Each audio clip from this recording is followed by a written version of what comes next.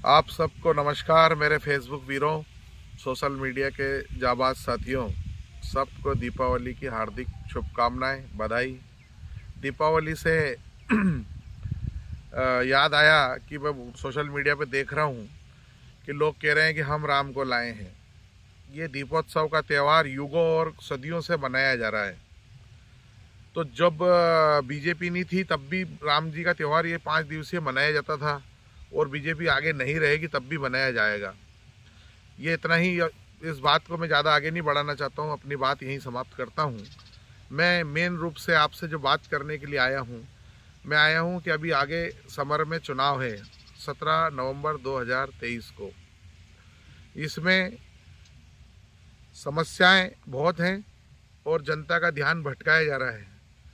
मेरा कांग्रेस पार्टी के समस्त कार्यकर्ताओं से निवेदन है कि वो फूफा जी बन के घर ना बैठें। ये समय है अपना ऋण चुकाने का। अगर आप अपन 20 साल से संघर्ष कर रहे हैं, 20 वर्षों से भारतीय जनता पार्टी के लोगों से लड़ रहे हैं, उनके दुष्प्रचार से लड़ रहे हैं, तो इस समय घर बैठने का समय नहीं है। ये समय है मैदान में उतरने का।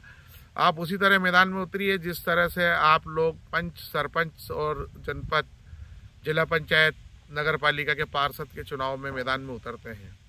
तो ही आपकी जो है ये निष्ठा और सच्ची मतलब कांग्रेसी होने का सबूत नहीं मांग रहा मैं आप लोगों से। मैं सिर्फ आपसे निवेदन कर रहा हूँ कि ये समय रूठ कर बैठने का नहीं है।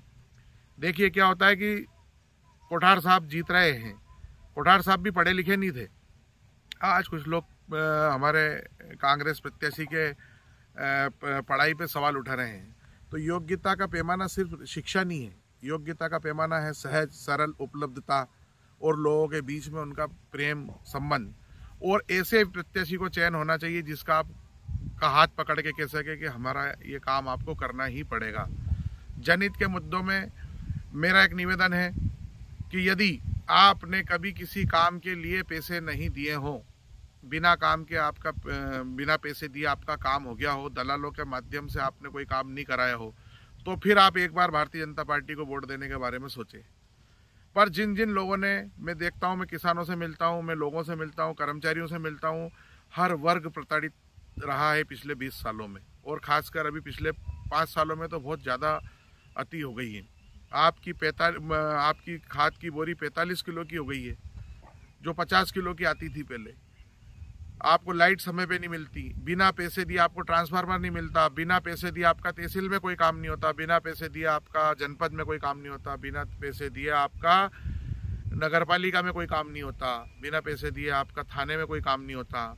तो फिर आप किस बात के आधार पे, सिर्फ धर्म के नाम पे या ऐसे बरगलाने के नाम पे जीवन भर वोट देते रहेंगे क्या? 5 साल का समय बहुत जल्द निकल जाता है। मेरा आपसे हाथ जोड़ के विनम्र निवेदन है कि इस बार आप कांग्रेस पार्टी को, मेरे जितने भी मिलने वाले हैं, जितने मेरे चाहने वाले हैं, जो मेरे समर्थक हैं, जो मेरे विरोधी हैं, सभी से मेरा निवेदन है कि आप दिल खोलकर इस बार कांग्रेस पार्टी का साथ दीजिए। देखिए, अगर कांग्रेस की सरकार तो बन रही है, ये पक्की बात है, कांग्रेस की सरकार 100% बन रही है, किसी भी सर्वे में आप देख लो, और चुनाव प्रचार के माहौल को देख के भी आपको लग गया होगा। लेकिन अगर सरकार बनती है और उसमें आपके क्षेत्र का विधायक जीतता है तो एक साधारण कार्यकर्ता की जीत होगी। मेरा आपसे निवेदन है कि कला मालवीय बहुत सहज सरल और ईमानदार उम्मीदवार हैं। मैं खुद उनसे कभी मेरी कोई बात नहीं हुई है, ना उनके पति से कोई बात हुई है, फिर भी मैं चाहता हूँ कि एक ईमानदार शख्सियत को अपने क्षेत्र से जिताया जाए। भाई, आप कोठार साहब को भी तो जिताते आ रहे 35 साल से, 30 साल से उनको जिताया आपने। गौतम जी टेटवाल के बारे में कोई व्यक्तिगत टिप्पणी नहीं करना चाहता हूँ, लेकिन आपने 5 साल उनका कार्यकाल देखा है। सब अपनी अपनी माँ को कोई डाकन नहीं कहता, सब अपने हिसाब से सब अपना अच्छा मानते हैं।